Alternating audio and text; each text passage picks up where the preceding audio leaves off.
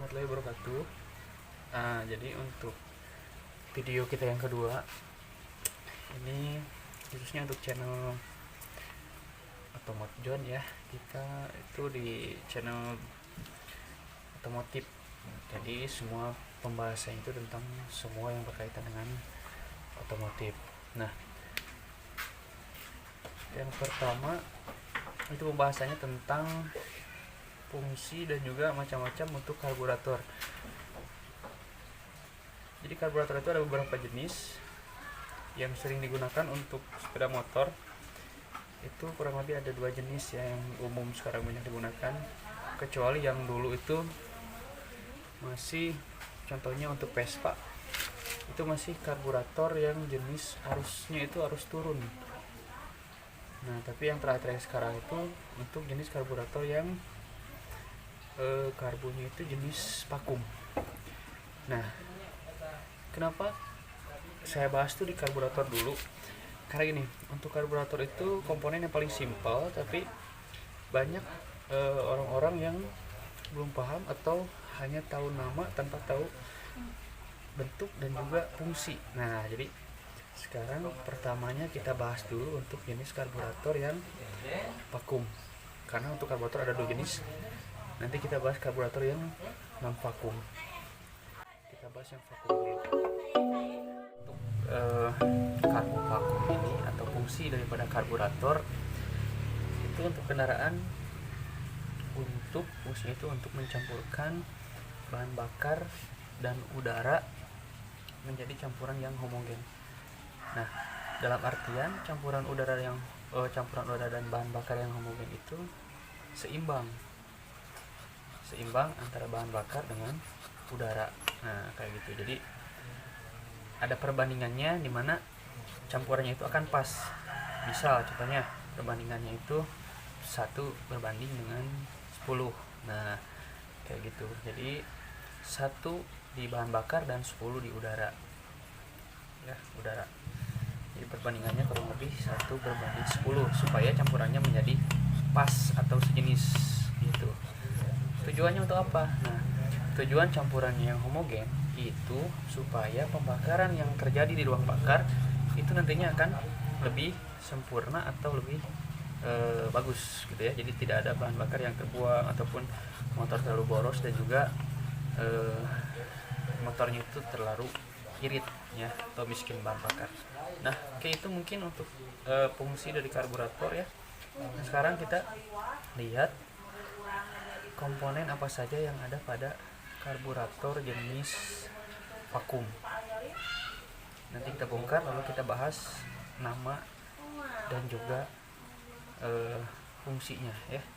Kalau videonya ada terlalu panjang, nanti kita bisa di part 2 untuk fungsi-fungsi pada komponen karburator. Oke, sekarang kita bongkar dulu. Nah, jadi ini untuk cara pembongkarnya seperti ini ya, bro. Kalau misalkan ini nanti masih nempel di motor, kalian tinggal buka ini yang ke karet intake manifold. Kalian bisa buka dari sini, klemnya kalian untuk klem atau penguncinya kalian bisa buat longgar lalu kalian cabut, ataupun kalian mau buka juga tanpa membuka intake manifold. Jadi kalian bisa bongkar langsung dari silinder headnya. Itu juga gak apa-apa, tinggal gimana kalian enaknya aja. Kalau saya biasa bongkar seperti ini. Oke, kita langsung bongkar. Yang pertama, tips yang pertama untuk membongkar ini ya, selain kita persiapkan alat-alat seperti ini, obeng dan juga tang ya, dan nanti kalau misalkan ada alat tambahan ya tinggal kalian tambahkan saja. Nah, untuk langkah pembongkaran pertama, kalau misalkan ini si karburator masih nempel di motor, itu kalian jangan langsung ketika sudah dibongkar untuk membuka chamber atau ruang bahan bakar di sini ya, chamber pelampung atau ruang bakar di sini. Jangan kalian, kalau misalkan yang karburator jenis vakum, jangan dibalik seperti ini. Jangan dibalik seperti ini. Karena apa?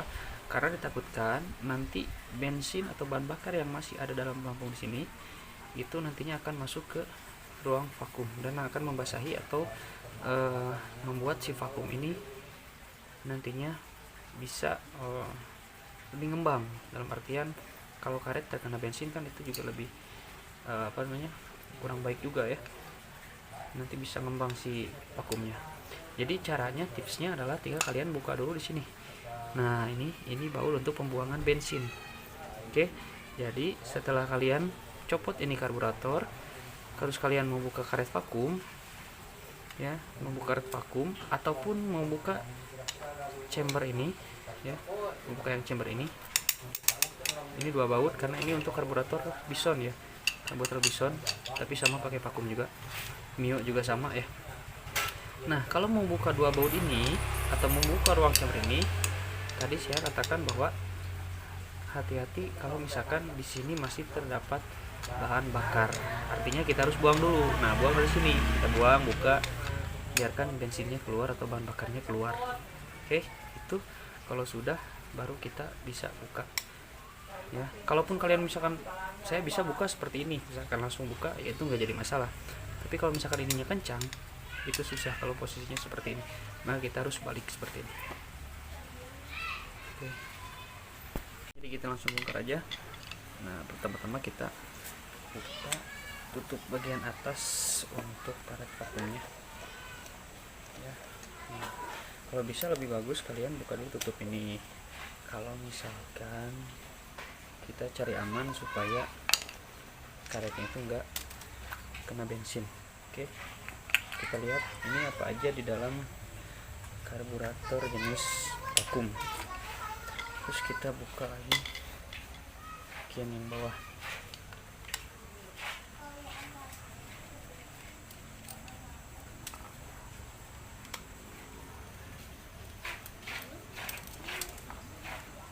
Nah, seperti ini.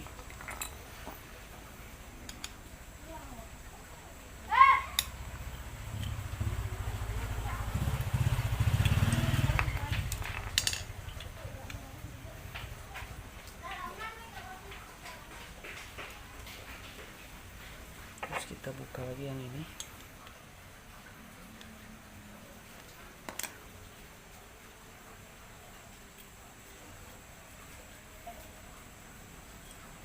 Nah, oke. Jadi untuk komponen-komponennya ini ada beberapa komponen ya. Yang pertama itu ini ada per skip ya, atau pegas pengembali untuk skip ini. Jadi ketika dia ngangkat, nah supaya skip ini dia cepat turun lagi, maka ini yang berfungsi menekan atau mengembalikan posisi vakum ini ke posisi semula.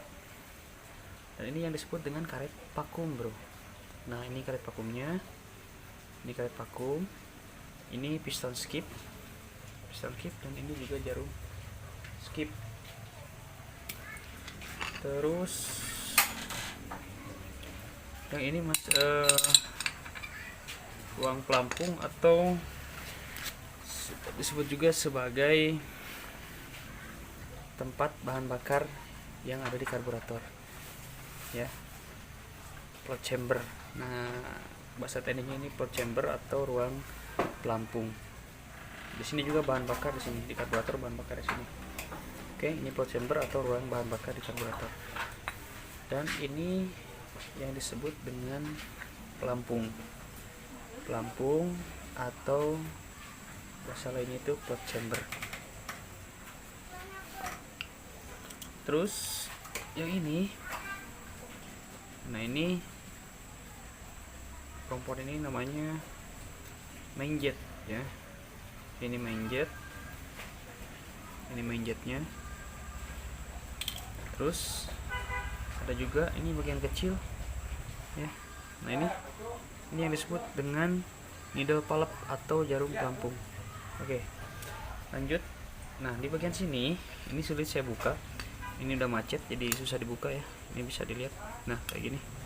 Yang posisi ini namanya apa ya, pilot jet. Nah, ini pilot jet.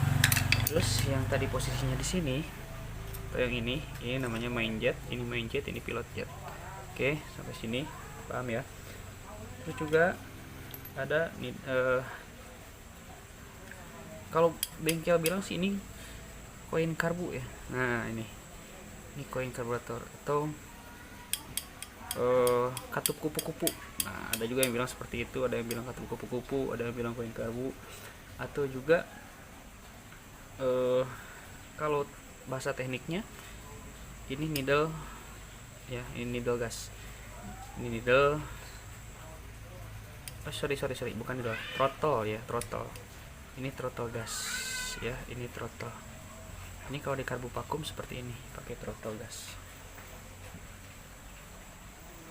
Dan selain throttle, nah ini lubang ini juga ada namanya bro. Jadi ini bukan asal-asal lubang ya.